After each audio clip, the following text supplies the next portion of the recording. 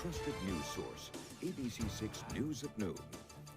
Good afternoon to you folks. Thank you for joining us today for ABC6 News at Noon. I'm Casey Cantz. Doreen is off. We're going to begin today with the weather. Noticeable dip in the humidity today, hoping for a little bit of sunshine and maybe peek through today, but we're seeing clouds out there as you see on this lunch hour. Let's check in right now with meteorologist Chelsea Priest. Hi, Chelsea. Hey, Casey. You get a little sunshine here and there, but for the most part, mostly cloudy conditions as we head into your lunch hour. Those temperatures around 80 degrees right now, but what you're noticing more so is the drop in humidity levels. The dew points are now in the 50s range. That is some comfortable July air in place, especially after the last week plus we've had of high temperatures and high humidity. Some of us still in the 70s, mid to upper 70s in Smithfield, Westerly, Newport, and Block Island right now. In 80 in Providence, 83 in New Bedford. A change, especially for our inland spots compared to yesterday, and especially from over the weekend. We're running about 5 degrees cooler for our inland spots right now.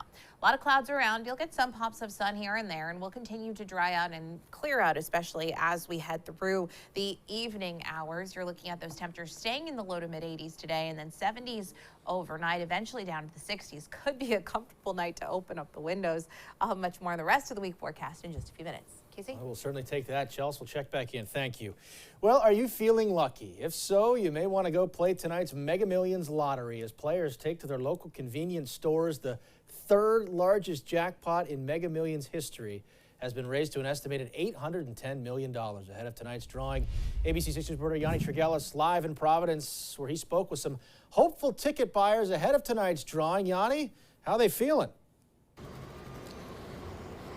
Yeah, Casey, the people I spoke with here at the Douglas Food Mart and gas station certainly feeling lucky. Almost everyone telling me that their ticket is the winning one that's going to take home that $810 million jackpot that's going to be drawn at 11 o'clock tonight.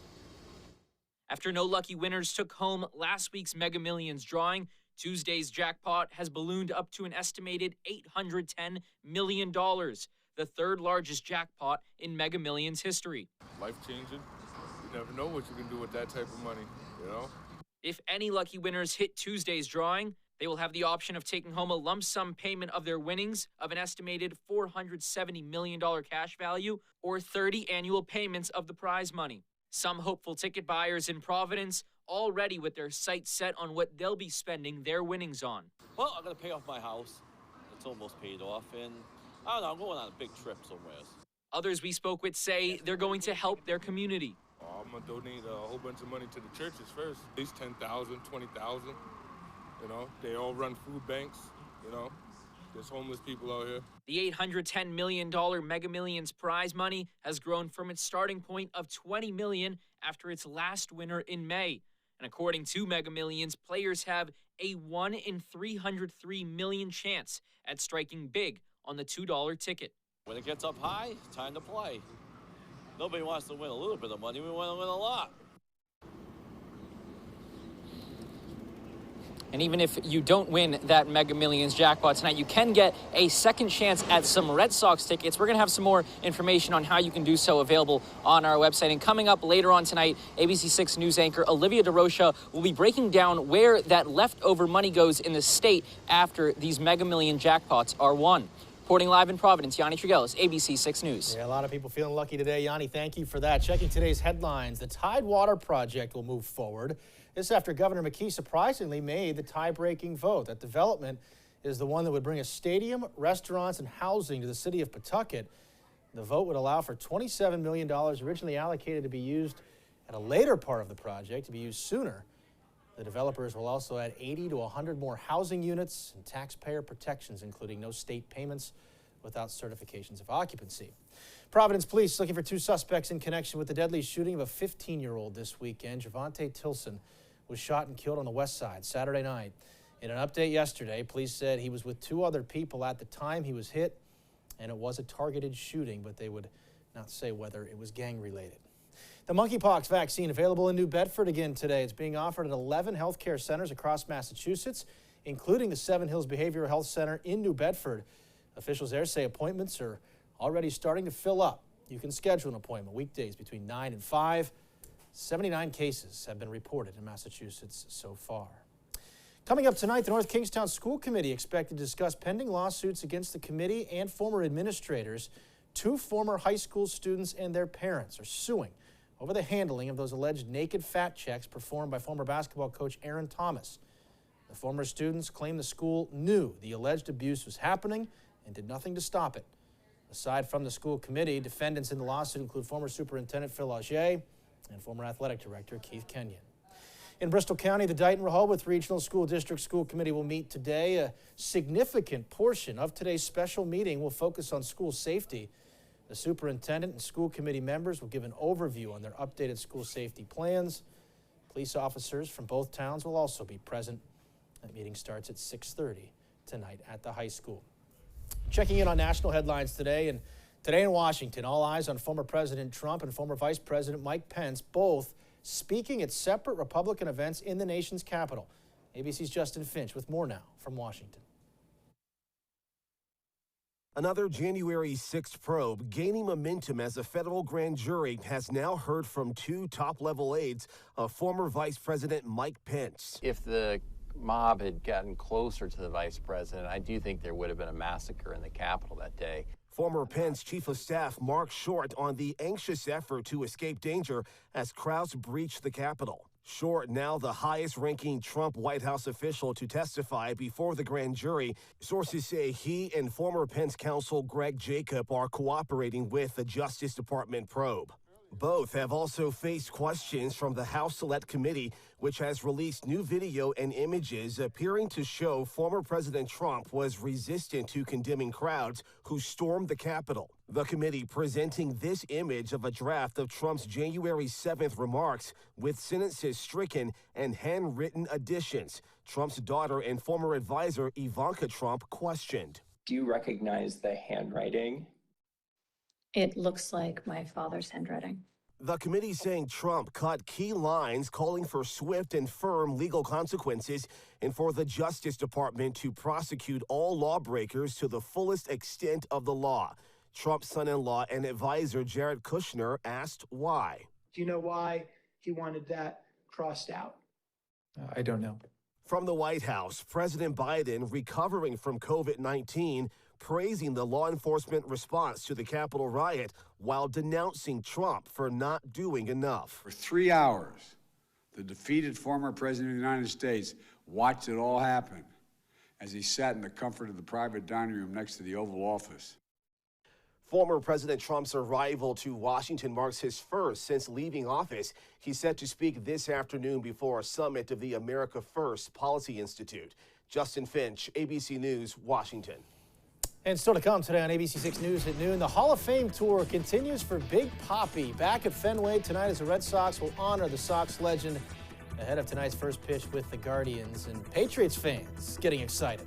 The Pats report to training camp today ahead of tomorrow's first practice. Coach Belichick weighs in on Mac Jones' second year under center. That's not the only Patriots news today. A former Super Bowl champ and fan favorite set to hang it up. We'll have more on that just ahead.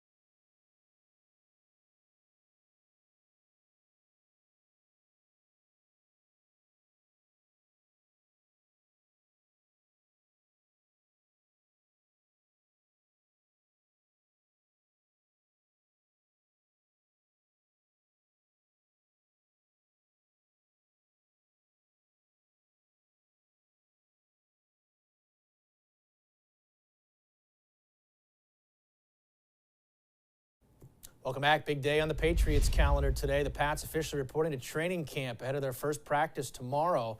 This is video from last year's camp. Bill Belichick speaking to the media this morning, praising quarterback Mac Jones' progress this offseason. Belichick saying Mac has made dramatic improvement and tremendous strides as he enters his second season in the NFL. Our sports team will have more with the Pats tonight, and as camp is set to get underway. We bid farewell to a former Patriots Super Bowl champ. According to reports, former Patriots wide receiver Danny Amendola is retiring from the NFL. Amendola played 5 of his 12 seasons here in New England, winning 2 Super Bowls during that time. ESPN's Adam Schefter says multiple teams did reach out to Amendola before his decision to retire. The Red Sox will honor David Ortiz at Fenway Park tonight before tonight's first pitch against the Guardians. Red Sox took game 1 of the series last night, 3-1. Big Papi, a first ballot Hall of Famer now after this weekend's induction. They'll be giving out commemorative David Ortiz pins to all fans entering tonight before that ceremony at 6:30. The Sox wearing their yellow and blue jerseys last night, those representing, of course, the Boston Marathon colors. And Big Papi's speech after the 2013 bombing at that marathon, of course, one of his more memorable moments with the Sox. He reflected on that this weekend. When I think about Boston, I definitely think about 2004, 2007, and of course 2013. After the city was shaken by a marathon bombing, I had never seen a community bounce back and reunite like Boston. The last game I played, standing on that field at Fenway Park, it feels like the whole city of New England and each one and every one of you was surrounding me, and I will always be there for you, Boston. I love you, Boston. And they love you back, no question. That ceremony is 6:30 tonight at Fenway Park.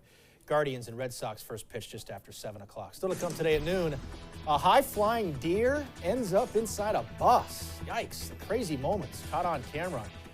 And wait until you meet Queens. Chelsea will introduce you coming up in this week's Pick of the Litter.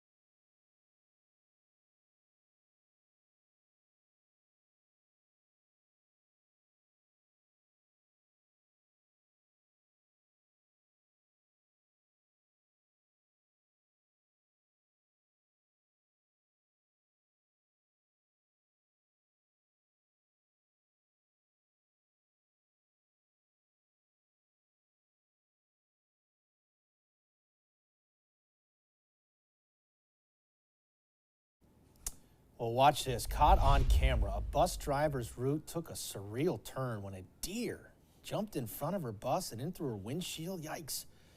An Oklahoma Transit Authority reevaluating safety protocols after this incident. Surprisingly calm bus driver pulled over and let the prancing passenger hop on out.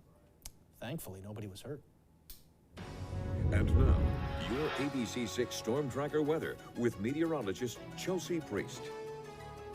Cooler outside today, more comfortable outside today, and definitely some clouds in place. So not your best looking beach day, but not a bad day outside, especially after the heat and humidity we've been experiencing over the past week plus. If you are heading to the beach and if you're getting in the water, there is a high rip risk today. So use caution if you're getting in the water. The waves are still about 4 to up to 6 feet. Breeze is coming in from the northwest, light, and temperatures at the coastline are in the upper 70s at the moment. 77 in Newport, 79 in Westerly, 76 in Block Island, should top out in the low 80s.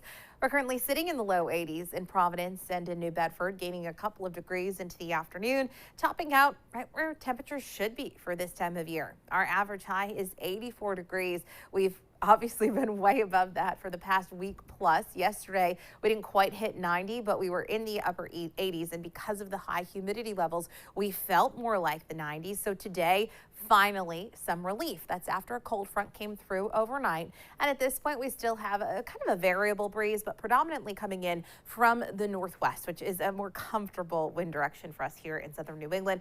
And what you've seen outside over the course of the morning is dew points dropping down into the 50s. So much more comfortable air in place. You're going to want to enjoy it. Today stays very comfortable. Overnight will be really comfortable. Tomorrow into the morning hours, the first part of the day still on the comfortable side of things. From there, our humidity levels start to rise, and as we head through Thursday and into Friday, it stays a bit more muggy outside with some scattered rain moving into the area. More comfortable as we head into the upcoming weekend.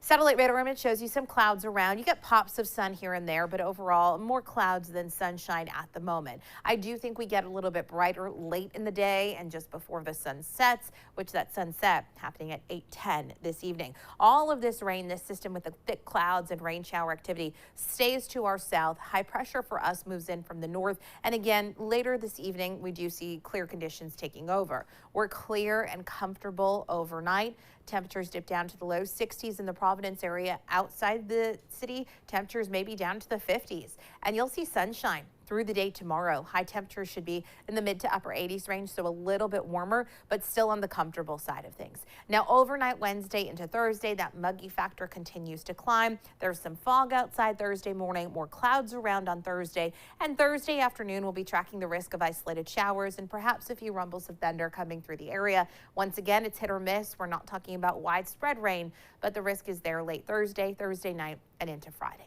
Low to mid 80s today, mix of sun and clouds, certainly feeling less humid. Tonight will be partly clear. It's a comfortable night. Again, low to mid 60s for our inland spots. Outside of the cities, cooler than that.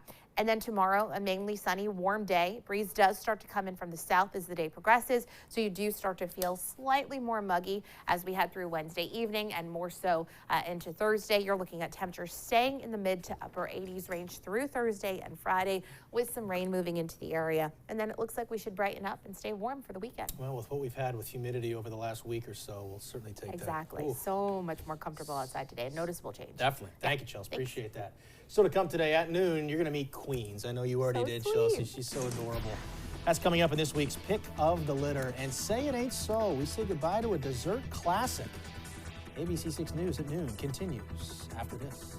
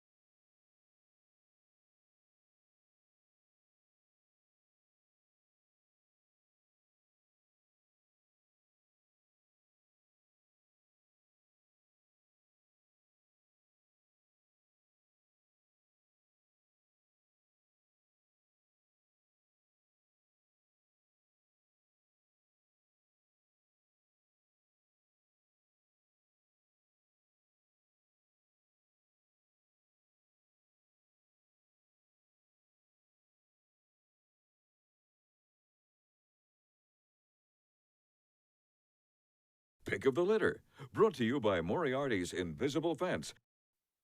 Welcome back. It's Tuesday. That means it's time for Pick of the Litter. Wayne and Katie are here, and you guys have brought a little puppy with you.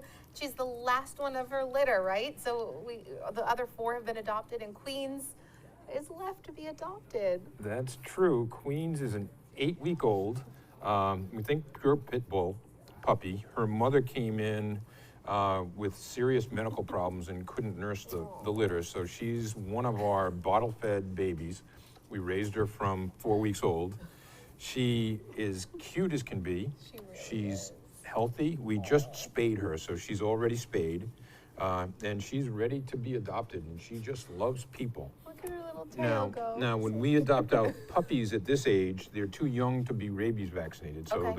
So the adopter will have to have that done. But other than that, she's healthy, spayed, and ready to go. Oh, she's so sweet, and she's been so chill just sitting here. That's the first little burst of energy she's had. I'm sure she has plenty of energy, though. She's a puppy, of course.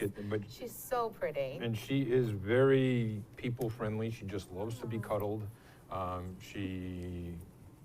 I think she could be a lap dog, but she could be a big one. Her mother was, in the 60-pound range. Okay, and her mother is still with you guys as well. Is she looking for a home yet, or is she still? She is. She's ready to go. She's recovered pretty nicely from her surgery.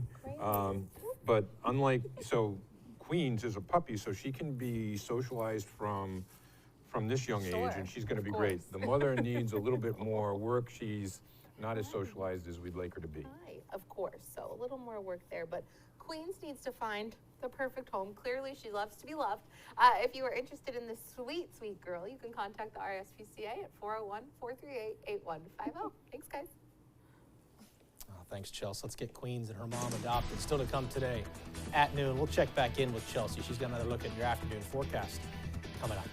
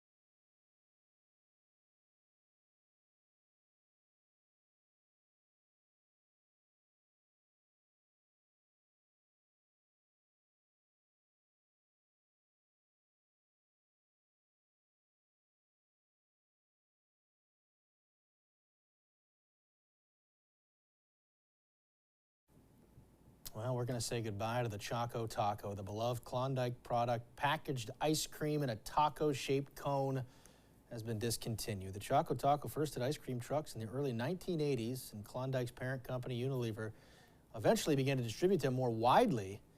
Now, there is some hope, Chelsea, that a Klondike representative is saying that You could still find Choco Tacos in stores as they run through their inventory, but they've been so popular for so long. Taco Bell had them for a long time, and I kind of can't believe this. I know.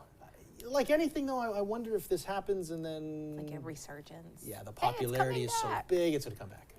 The amount of people that I've seen posting about Outraged. it on social media. Outraged. Truly Yeah, outraged. exactly. I know. Way more than I ever thought I know. I would see. So maybe they'll change their They're mind. unique and they're really good. Yeah. So I understand it, yeah. Well, we've had enough hot weather Uh-huh. to eat all the ice cream this last week plus. Today, we're a little bit cooler, a little less humid outside. Temperatures are staying in the mid to upper 80s for most of that 7-day forecast, so slightly warmer than average, but nothing like the last week.